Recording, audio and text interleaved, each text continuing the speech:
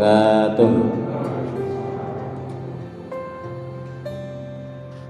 Alhamdulillah, syukrulillah, wala khawla wala quwwata illa billah.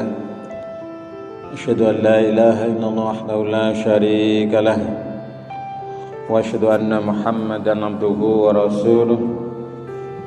Rabbi israh li sadri wa yassir li amri wahlul 'uqdatam min lisani yafqahu qawli. Qala Allah Ta'ala fil Qur'anil Karim. A'udzu billahi minasy syaithanir rajim. Bismillahirrahmanirrahim. Ya ayyuhalladzina amanu taqullaha haqqa tuqatih wa la tamutunna illa wa antum muslimun. Wa qala aidan qad aflahal mu'minun. Astagfirullahaladzim. Amma ba'du. Jamaah pengawasan rahimakumullah, monggo sareng ning kesempatan menuju menika kita ngucapkan raos syukur dumateng Allah Subhanahu wa taala biqaulina alhamdulillahi rabbil alamin. Dene wekdal menika dalu menika kula panjenengan sami saged makempal tunggal wonten ing punika majelis kanthi sehat wal afiah. Mugi-mugi rawuhipun para bapak, ibu lan sedherek daya tansah pinaringan ridhonipun Allah, dipun berkahi dening Allah Subhanahu wa taala. Amin ya rabbal alamin. Salajengipun shalawat wa salam mugi tansah kunjatuh dumateng junjungan kita Nabi besar Muhammad sallallahu alaihi wasallam, sumrambah dumateng keluarga, para sahabat lan kaum muslimin wal muslimat, lan mugi-mugi kula panjenengan sami pikantuk syafaatipun benjang wonten ing yaumil qiyamah. Amin ya rabbal alamin. Jemaah sekalian yang dirahmati Allah, kita gesang wonten ing alam dunya menika lan fa insyaallah kita badhe dumugi benjang wonten ing akhirat. Mestinipun kepengin dados tiyang ingkang begja, ingkang minulya, ingkang sukses, ingkang bahagia fid dunya wal akhirah, wonten ing alam dunya dumugi wonten ing akhirat. Kanthi menika monggo sesarengan kula panjenengan sami tansah berusaha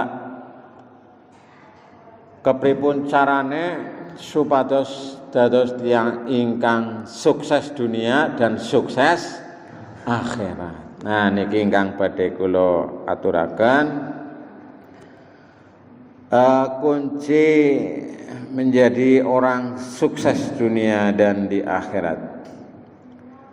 Karena kesuksesan adalah sesuatu yang ingin dicapai oleh semua orang. Namun bagaimana cara meraihnya? Nah, berikut ada beberapa cara agar menjadi sukses baik di dunia maupun di akhirat. Langkah pertama yaitu memahami arti dari sukses yang sebenarnya. Jadi kriteria sukses wonten ing ajaran agama Islam niku kepripun? Maka dalam ayat suci Al-Quran banyak disebut mengenai orang-orang yang muflih, orang-orang yang falah, orang-orang yang beruntung, orang-orang yang sukses.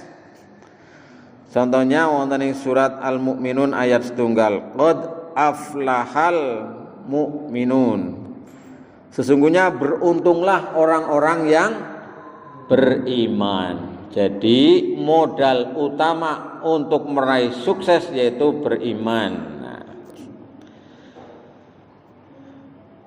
supaya kita sukses maka kita harus beriman kepada Allah Subhanahu wa taala. Maka dalam surat Ali Imran ayat 102 yang tiap Jumat dibacakan oleh khotib, inilah diantaranya tanda-tanda orang yang sukses. Hai orang yang beriman, bertakwalah kamu sekalian kepada Allah dengan sebenar-benar takwa, dan janganlah kamu mati melainkan dalam keadaan beragama Islam.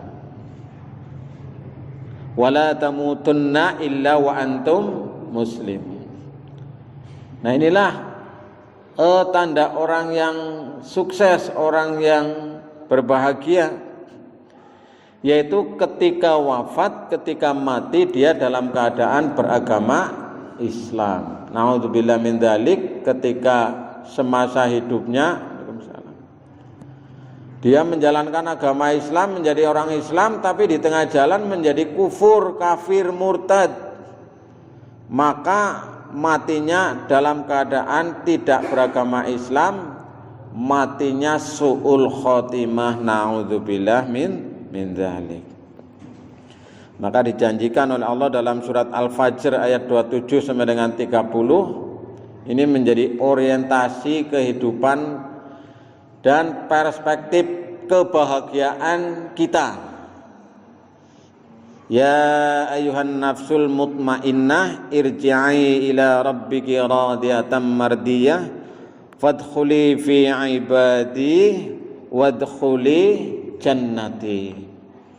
Wahai jiwa yang tenang, kembalilah kepada Tuhanmu dengan hati yang ridho dan diridhoinya, maka masuklah ke dalam golongan hamba-hambaku dan masuklah ke dalam surgaku. Jadi jamaah sekalian yang dirahmati Allah, ini langkah pertama kita, yaitu kita memahami arti dari sukses sebagai orang yang beriman adalah ketika dia sudah punya harapan untuk dimasukkan ke dalam surganya Allah Subhanahu wa ta'ala. Jadi kalau kita dalam hidup ini masih pesimis, masih tidak ada harapan, nah ini berarti kita perlu dikuatkan kembali semangat kita dalam meraih sukses di dunia maupun di akhirat. Kemudian langkah yang kedua adalah dengan kita menguatkan keimanan. Ya, setelah tadi yang pertama kita memahami arti dari kesuksesan, yang kedua adalah kita menguatkan keimanan itu sendiri. Sebagaimana saya sampaikan pada poin pertama, bahwa keimanan merupakan salah satu tanda atau indikator kesuksesan seseorang di dunia maupun di akhirat. Jadi iman ini merupakan modal utama bagi kita untuk meraih sukses. Nah, padahal iman itu diyakini dalam hati, diucapkan dengan lisan, dan diamalkan dengan perbuatan. Jadi orang-orang yang banyak, misalnya sekarang yang lagi rame di medsos, itu kan cermin dari cara berpikir, cermin dari keimanan. Nah ini, jadi menyampaikan sesuatu yang dibaca banyak orang, ini kan mempengaruhi pikiran orang, mempengaruhi yang baca, dan ini menjadi tanda, ini kan menjadi tanda keimanan seseorang. Nah, langkah yang kedua ini kita dengan menguatkan keimanan sebagaimana dalam surat Al-Mu'minun, ya. Ayat 1 sampai dengan 11 itu merupakan salah satu upaya bagi kita untuk menguatkan keimanan. Qad aflahal mu'minun, sesungguhnya beruntunglah orang-orang yang beriman. Nah, itu sering dikaji ayat ini mengenai tanda-tanda orang-orang yang beriman, ya, antara lain orang-orang yang khusyuk dalam sholatnya, orang-orang yang menjauhkan diri dari perbuatan dan perkataan yang tidak berguna, orang yang menunaikan zakat, orang yang memelihara kemaluannya, kemudian orang-orang yang mereka itulah yang tidak melampaui batas. Nah ini, maka disebut mereka itu orang-orang yang beriman, yang beruntung. Qad aflahal mu'minun, sungguh beruntunglah orang-orang yang beriman. Nah, ini yang kedua jemaah sekalian. Kemudian yang ketiga, agar kita bisa meraih sukses dunia dan sukses di akhirat, yang ketiga petunjuk Al-Quran dan As-Sunnah adalah banyak menolong dan banyak bersedekah. Nah, ini. Karena kekuatan manusia dalam bekerja dan berusaha sangatlah terbatas. Untuk itu, salah satu cara menjadi orang sukses di dunia dan di akhirat adalah dengan mencari pertolongan dari Allah. Salah satu cara mendapatkan pertolongan dari Allah adalah dengan menolong agama Allah. Nah, ini. Maka dalam surat Muhammad ayat 7 disampaikan, ya ayyuhalladzina amanu intan surullaha yansurukum. Wahai orang yang beriman, jika kamu menolong agama Allah, niscaya Allah akan menolongmu dan meneguhkan kedudukanmu. Jadi jemaah sekalian, ini kita banyak menolong. Menolong dalam pengertian apa? Menolong dalam pengertian kita berbuat baik sebagaimana Allah telah berbuat baik kepada kita. Maka bagi orang-orang yang beriman, jika kita menolong agama Allah, niscaya Allah akan menolong kita. Nah, selain itu kita sebagai wujud rasa syukur kita kepada Allah, yaitu diwujudkan dalam bentuk bersedekah ataupun berwakaf. Nah, zakat, infak, sedekah, wakaf dan sejenisnya. Ya, sesuai dengan kemampuan kita masing-masing. Nah, ini dalam Al-Quran disebutkan perumpamaan orang yang menginfakkan hartanya di jalan Allah seperti sebutir biji yang menumbuhkan 7 tangkai. Jadi orang yang menginfakkan hartanya itu seperti sebutir biji yang menumbuhkan 7 tangkai, 7 cabang. Pada setiap tangkai ada 100 biji. Berarti orang yang berinfak, orang yang bersedekah itu diibaratkan seperti dia memanen 700 kali. Nah, ini kan tamsil, perumpamaan dari Allah. Allah melipat gandakan bagi siapa yang dia kehendaki, dan Allah maha luas lagi maha mengetahui. Nah, ini. Wallahu yudha'ifu liman yasha' wallahu wasi'un alim. Jadi orang ini rumus dalam agama Islam ini luar biasa. Satu kebaikan dibalas dengan 700 kebaikan. Nah, ini langkah yang ketiga jemaah sekalian, supaya kita ini meraih sukses di dunia maupun di akhirat adalah dengan gemar sedekah, dengan gemar infak. Syukur bisa lebih dari yang itu, terutama adalah yang wajib yaitu zakat, dan ditambah dengan yang lain misalnya wakaf. Nah,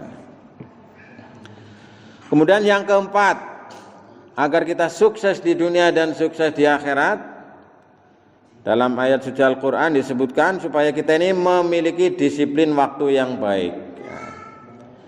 Ketika saatnya azan, maka kita bersegera untuk menunaikan sholat, ambil air wudhu, kemudian bergegas ke masjid atau ke musola, atau kita menunaikan sholat, kecuali ada uzur yang memang kita tidak bisa pada waktu itu. Bahkan ketika kita di pesawat, di kendaraan, juga untuk menyegerakan melaksanakan sholat. Bahkan ketika kita sedang berdagang, misalnya pada hari Jumat, ya ayyuhalladzina amanu idza nudiya lis-sholati min yaumil jumu'at fas'au ila dzikrillahi wa dzarul bai'. Ya, wahai orang-orang yang beriman, ketika diseru untuk menunaikan sholat pada hari Jumat, maka ini bersegeralah kamu menunaikan dan tinggalkanlah jual beli. Ini salah satu contohnya. Jadi poma di poma kita ini jangan suka menunda-nunda waktu sholat. Maka diancam dalam surat Al-Ma'un, fawailul lil musallin, celakalah bagi orang yang sholat. Nah, ini kan satu-satunya ibadah yang yang disebut celaka ini hanya sholat.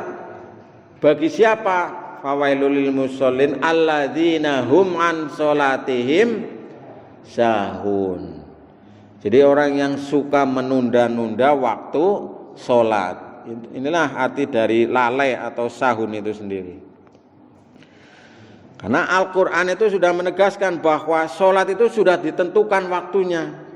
Inna sholata kanat alal mu'minina kitaban mauquta. Bagaimana firman Allah dalam surat An-Nisa ayat 103. Sungguh sholat itu adalah kewajiban yang ditentukan waktunya atas orang-orang yang beriman. Nah, niki kan napa malih niki kan pun nonton jadwale nggih. Nah, niki pun nonton jadwale. Kantun ningali mawon. Jadi kalau kita misalnya tidak mendengar adzan di suatu tempat, kita tinggal lihat jamnya aja. Oh, seniki duhure pukul 11 lebih berapa itu? 59. Berarti jam 12. Jam 12 kurang semenit. Jam 12 kurang 5 menit wis siap-siap. Syukur kalau kita sudah mendawamkan wudu. Waktunya sholat kita tinggal menunaikan sholat. Nah, kemudian asare seniki jam 15 lebih 19 apa ya? Ya, mandan sore.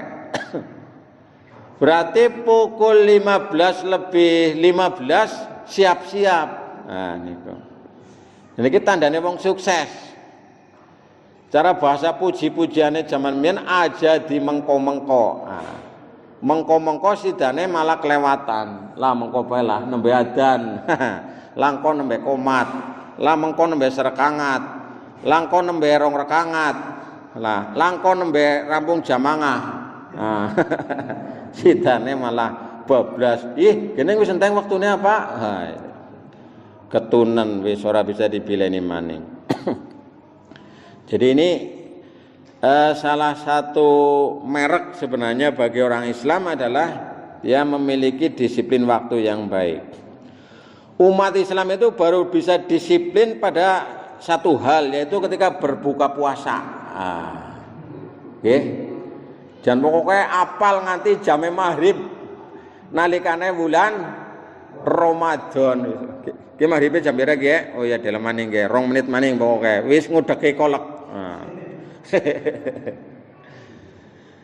Nah, selain waktu itu masih sulit rupanya orang Islam. Ya, maka ini kita terus belajar ya, menanamkan terutama dalam hal sholat dulu. Nanti yang lain menyusul. Nah, ini yang keempat jemaah sekalian. Kemudian yang kelima, meninggalkan hal-hal yang tidak berguna. Nah, jadi seringkali kita ini membuang-buang waktu. Orang sukses itu adalah orang yang bisa memanfaatkan waktu dengan sebaik-baiknya. Setiap waktu itu bermanfaat. Bahkan orang barat itu menyebut the time is money. Waktu adalah uang. Waktu duit, Pak. Setengah jam mana regane? Ki aku diundang mari ngono pira regane ki? Oh ya wis, pira 5 juta, deal ya tanda tangan, gewuk-gewuk transfer. Nah, niku, Pak. Nah, kita ini banyak bersantai-santai kita ya. Jadi kinerja kita ini masih sangat jauh dari harapan. Kelemahan orang Islam itu sebenarnya bukan karena dia miskin, bukan karena dia bodoh, tapi karena tidak disiplin dan banyak melakukan hal-hal yang tidak berguna. Nah, ini hal-hal yang tidak berguna. Saya sering mencontohkan bagaimana budaya kita ketika kita naik kereta, naik bis, naik pesawat. Kalau kita budayanya kan dopok nggih, ngobrol ya, ngobrol, Pak. Nek orang ngobrol mangan, nek orang mangan ngobrol. Nah, ini. Kita banyak waktu untuk apa? Untuk membaca, untuk menulis, untuk berzikir, untuk membaca Quran. Kita enggak. Wis pokoknya ya banyak menyia-nyiakan waktu lah. Dalam bahasa agama itu namanya laghaw ya. Jadi banyak waktu yang mubah.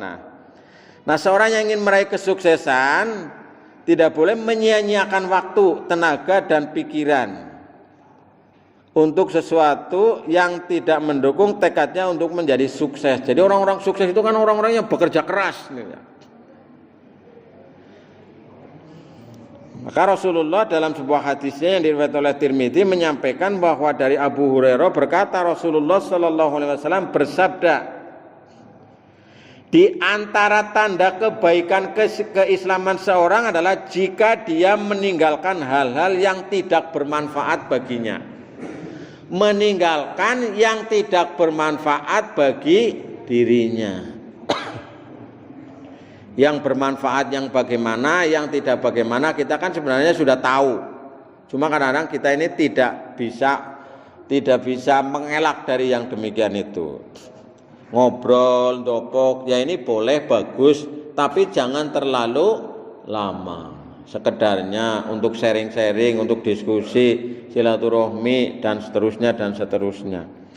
Tapi kalau kita sudah berlarut-larut pegawai jadi pegawaian malah, nah ini kan kita banyak menyia-nyiakan waktu. Nah, kita jangan sampai demikian. Hendaknya kita ini meninggalkan hal-hal yang tidak berguna. Ya, eman-eman.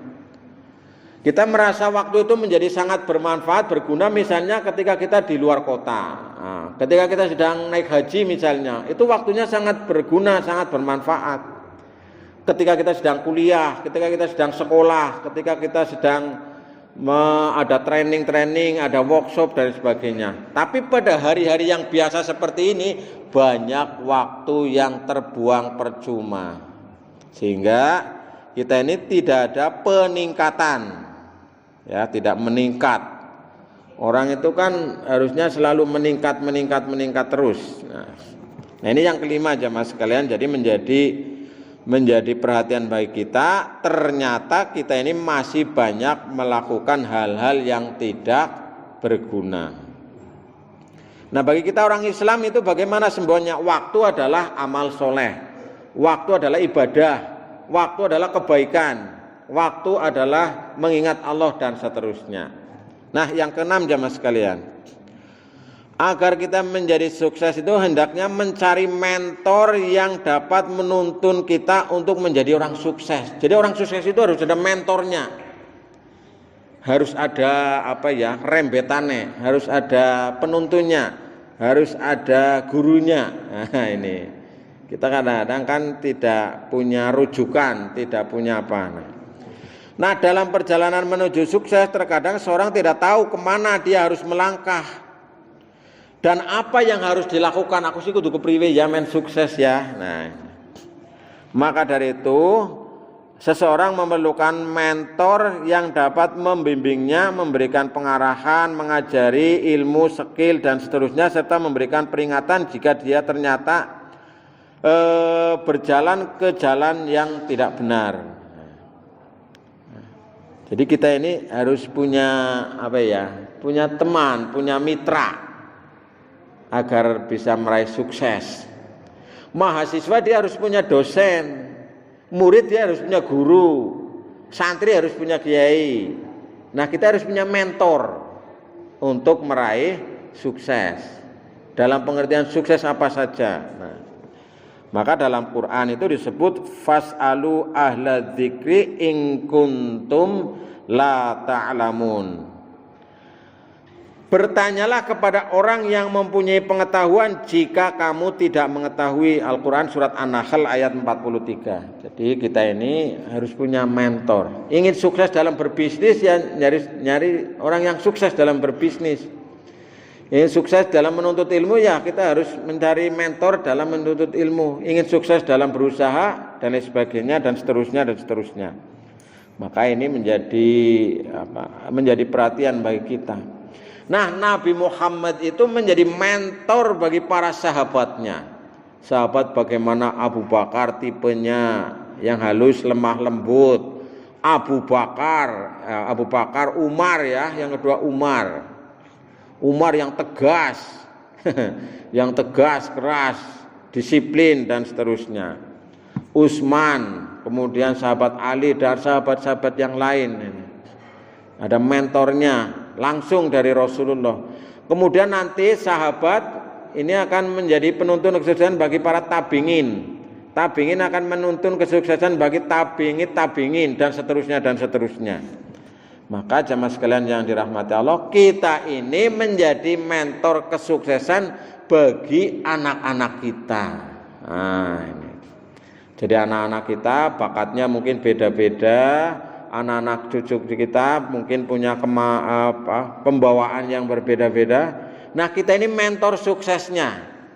Karena kita ini terbatas waktunya, terbatas pengetahuannya, kita mencari guru di sekolah, guru ngaji, kursus-kursus, kemudian ikut bimbingan dan seterusnya. Nah, ini pentingnya mengarahkan bakat kemampuan anak-anak kita. Oh, ini bakatnya olahraga, ya kita carikan guru olahraga. Oh, ini bakatnya nulis, ya tarikan ya nulis. Oh, bakatnya seni, oh bakatnya suara, bakatnya ilmu dan seterusnya. Ini upaya kita untuk meraih sukses. Karena orang sukses itu dia harus punya gambaran. Saya sering menyampaikan juga di sekolah-sekolah, bahasanu kepala sekolah karo guru-gurune orang mudeng. Sing jenenge sekolah maju kayak ngapa? Jadi sekolah maju kayak apa niku anu ora ana bayangan, Pak. Itu banyak, sing penting melaksanakan tugas wis mulang bali kayak niku. Sekolah sing maju sing kayak apa niku kata sing mboten nonton bayangan. Maka teman-teman kepala sekolah Kabupaten Cilacap seniki lagi di studi banding maring Bandung ya. Plesirakan maring Bandung Pak seluruh kepala sekolah yang di Muhammadiyah ini.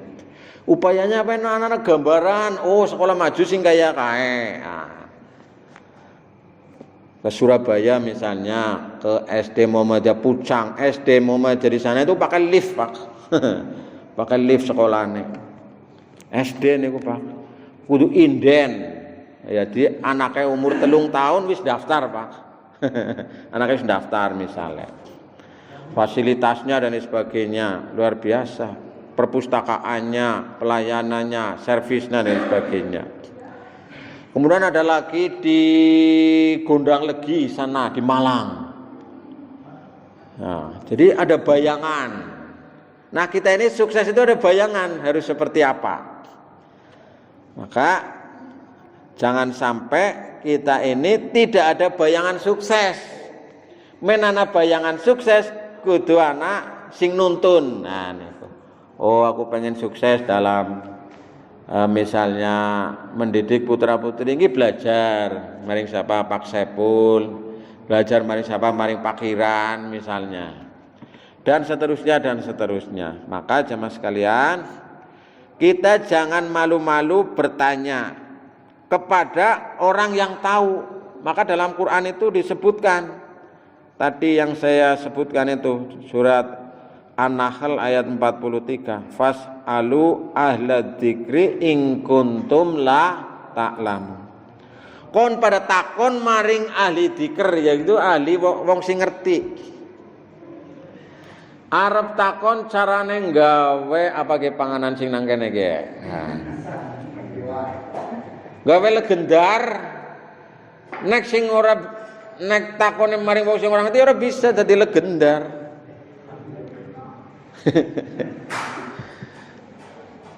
Jadi takon maring ahline. Jangan sampai tanya kepada yang bukan ahlinya. Semuanya ada ahlinya, semuanya bidangnya masing-masing. Nah, ini. Nah, ini yang ke berapa tadi? Ke-6 ya, jamaah sekalian. Kemudian yang ke-7. Ini penting juga. Bersabar dalam menjalani proses. Sabar. Ini kunci sukses ini. Ini saya kutip dari tulisan salah satu dosen di Unida Gontor ini ya. Jadi resep supaya menjadi sukses ini antara lain adalah bersabar dalam menjalani proses. Jadi kita ini dalam beragama itu sebenarnya adalah yang paling penting adalah prosesnya. Rizki itu yang dilihat itu bukan hasilnya tapi prosesnya. Nah, yang utama adalah prosesnya. Nah, dalam proses ini ada sunnatullah, ya, bahwa untuk mencapai kesuksesan diperlukan sebuah proses. Maka dalam ta'lim itu kan disebutkan bahwa menuntut ilmu itu tulus zaman, ya, waktunya suwe.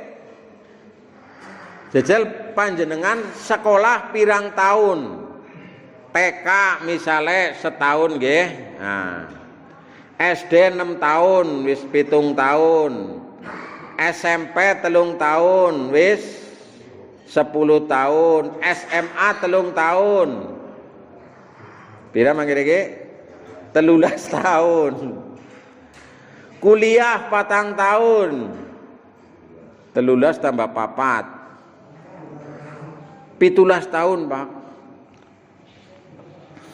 Gesi kaya niki kula jenengan sami nggih. Urung seperti yang diharapkan.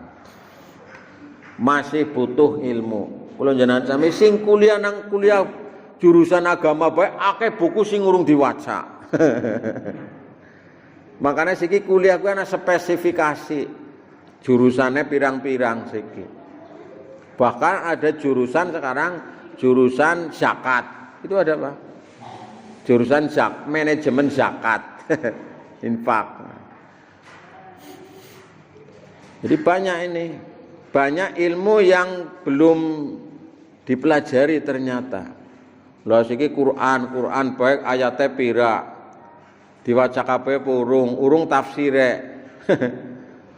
Urung tafsire ge macam-macam. Ana tafsir bil ma'sur, ya, tafsir ayat dengan ayat atau ayat dengan hadis. Kemudian tafsir-tafsir yang aktual sekarang, tafsir maudhungi, tafsir tematik dan seterusnya. Urung kok bermacam, Pak. Jadi waktunya prosesnya lama sekali. Maka kita ini harus bersabar. Pamaning nggih, kloter kedua. Kelas berat gini. Itu diumumna niki nggih, mohon jamaah jangan makan dulu. Wis madang iki berat ini. Monggo langsung mawon nggih ingkang sampun sumawis. Jadi kudu sabar, Pak. Godhog iwak bae kudu sabar nggih. Apa maning wedhus tua. Alot kudu suwe, Pak. Nah siki zamane zaman instan, apa-apa kepengine sing cepet langsung dadi langsung mateng. Instan. Orang melalui proses. Jadi kalau pengen itu sebenarnya adalah prosesnya lama. Mien ada di guru kudu PGA gisit, SPG gisit, SGO gisit nggih. Nembe kuliah nang iki apa nang ndi siki ora. Lulusan SMA langsung kuliah. Ya, eranya sudah berubah. Jadi itu sunatullah sebenarnya. Maka banyak sekarang itu orang-orang mencari rezeki yang instan, yang tidak melalui proses yang sebagaimana itu biasanya adalah jeglek. Ya kemarin baru teman-teman. Jadi sekarang ada program yang di situ tiap hari mendapatkan keuntungan. Namanya apa saya lupa itu. Oh, ada yang 100 juta, ada yang 200 juta, ada yang 500 juta. Setiap hari itu penghasilannya, Pak, itu bisa 2 juta, Pak. Samben dina. Nah, titi mangsane jeglek wis. Cara guene kayak iwak wis mlebu wuwu. Programe error, duite wis mlebu, ana duite tanggane, duite kancane. Nah, akhirnya programnya mati, wongnya pada meriang, Pak. Masya Allah, melas temen ya. Ya sing bisa ngelingna ya nu awake dhewek aja kowe diomongna apa kan ora gugung. Sambendina 2,5 juta, sambendina, Pak. Wis garing jote duit tok slerek kaya niku. Nah, ini antara lain dari proses, ada proses yang tidak wajar. Ya proses yang biasa, bisnis dari kecil, usaha dari yang kecil meringkik dan seterusnya merangkak nanti sama lama menjadi besar, itu kan kuat ya, kokoh. Tapi urung apa-apa wis investasi. Wah, akhirnya malah jeglek nane. Makanya ini kita harus bersabar. Bahkan sabar ini menjadi penolong bagi kita. Wasta'inu bis-sabri was-shalah. Mohonlah pertolongan kepada Allah dengan sabar dan salat. Wa innaha lakabiratun illa 'alal khashi'in. Dan salat itu sungguh berat kecuali orang yang khusyuk. Jadi salat gue ibadah nek bagi kita ibadah paling enteng. Bagi wong-wong sing liyane sing ora sing salate esi kaya sahun niku wau abot banget Pak. Arep masjid ber rasane abot. Nah. Jadi ini antara lain supaya kita ini bisa sukses, sabar. Sabar, Pak.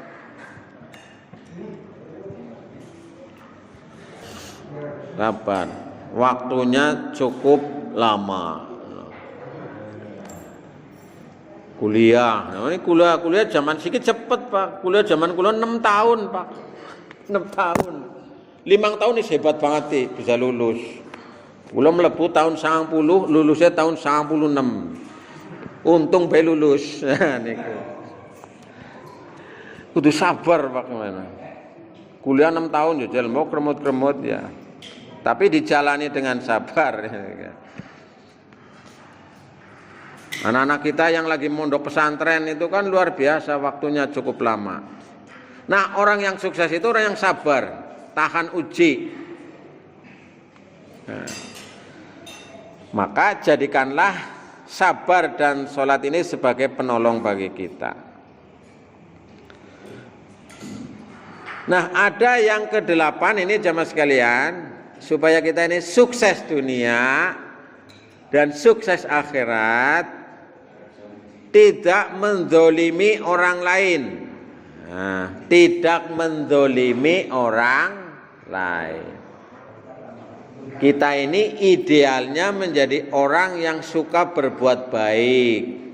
Kalau kita tidak bisa berbuat baik, jangan menyakiti, jangan menzolimi. Maka dalam sebuah hadis yang panjang Rasulullah menyampaikan mengenai orang-orang yang bangkrut. Orang-orang yang rugi yang disebut dengan muflis, mim, fa, lam, sin. Nah, Rasulullah Shallallahu Alaihi Wasallam menjelaskan bahwa orang yang bangkrut adalah orang yang suka menzolimi orang lain.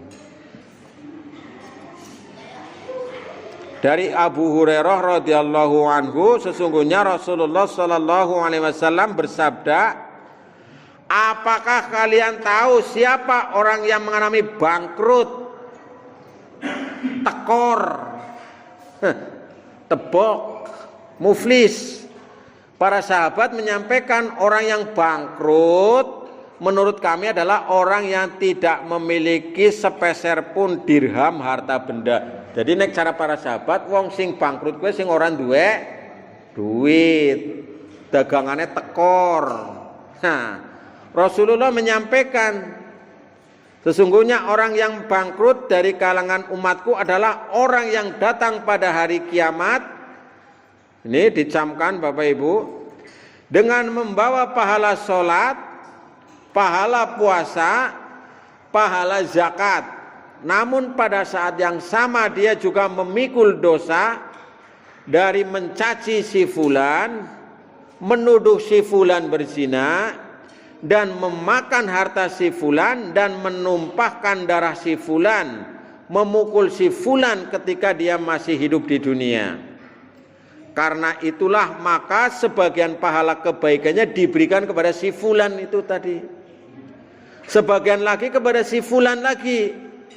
Dan ketika kebaikan itu habis, sebelum dia dapat melunasi kesalahannya, maka kesalahan orang itu diambil kemudian ditimpakan kepada orang tadi. Jadi wong sing dizolimi gue dosane dikabrukna maring sing mendolimi, maka dia pun dilemparkan ke dalam neraka. Naudzubillah min dzalik. Hadis riwayat Muslim ini.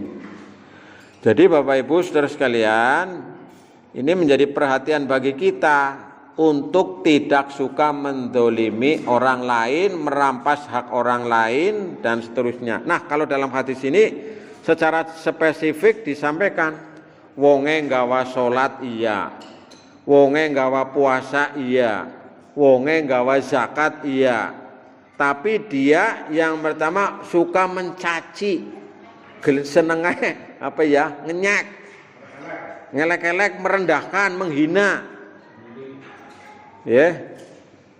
Atau sekarang kalau era medsos ya apa ya, membuli ya, ya.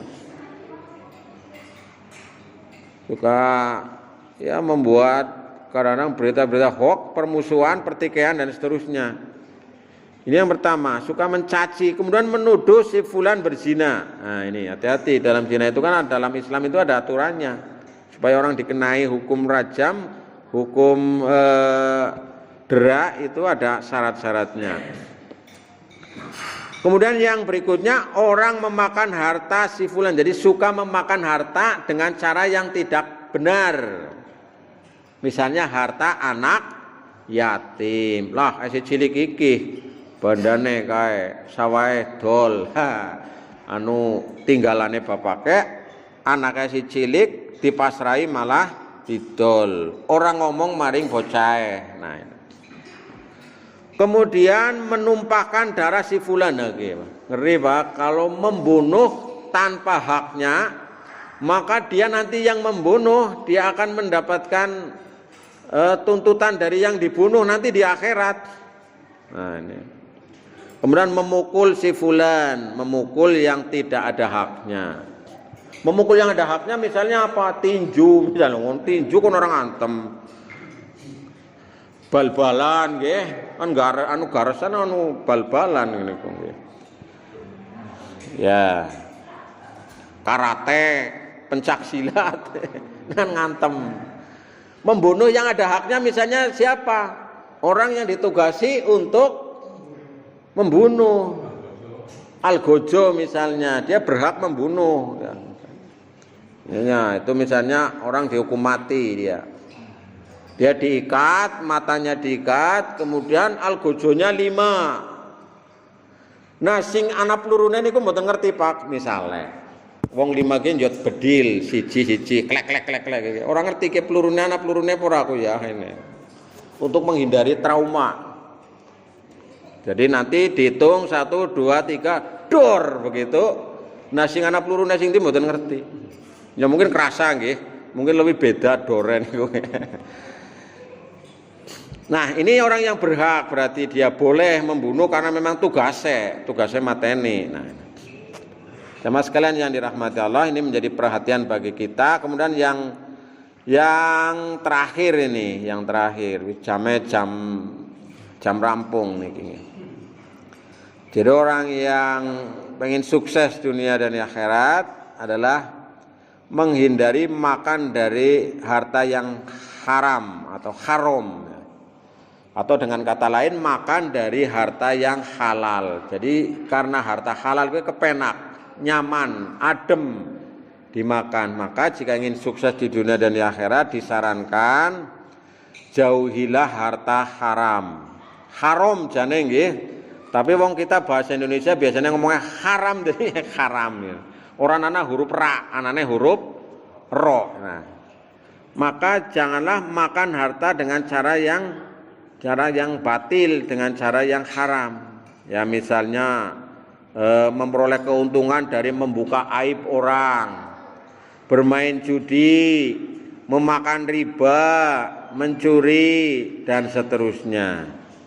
Maka Rasulullah menyampaikan pesan, barang siapa yang menutup aib seorang muslim, maka Allah akan menutup aibnya pada hari kiamat. Kalau ada berita-berita buruk, kita tidak usah menyebarluaskan, kecuali kita ini memang harus menyebarkan karena kita ini dimintai keterangan misalnya dan seterusnya. Jemaah sekalian yang dirahmati Allah, Inilah diantaranya upaya kita untuk menjadi orang yang sukses. Maka dari penjelasan ini kita dapat mengambil kesimpulan bahwa untuk meraih sukses di dunia dan di akhirat, kita harus menguatkan keimanan dan ketakwaan kita kepada Allah Subhanahu wa Ta'ala, melaksanakan perintahnya dan menjauhi larangannya.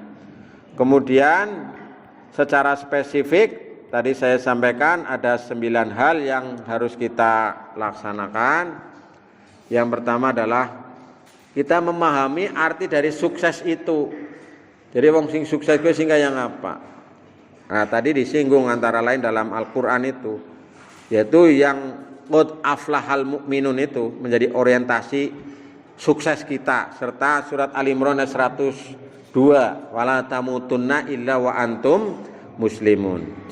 Kemudian yang kedua menguatkan iman.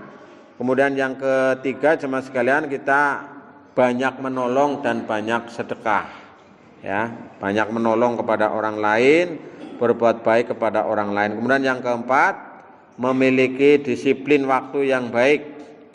Waktu kita adalah ibadah, waktu kita adalah amal soleh. Kemudian yang kelima, meninggalkan hal-hal yang tidak berguna. Yang keenam, mencari mentor untuk sukses, menuntun menjadi orang sukses.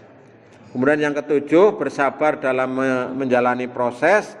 Dan yang kedelapan, tidak menzolimi orang lain. Dan yang terakhir adalah makan dari harta yang halal. Jemaah sekalian yang dirahmati Allah, niki pas jam 09.00 titimangsane diterusaken, monggo anggenipun medange.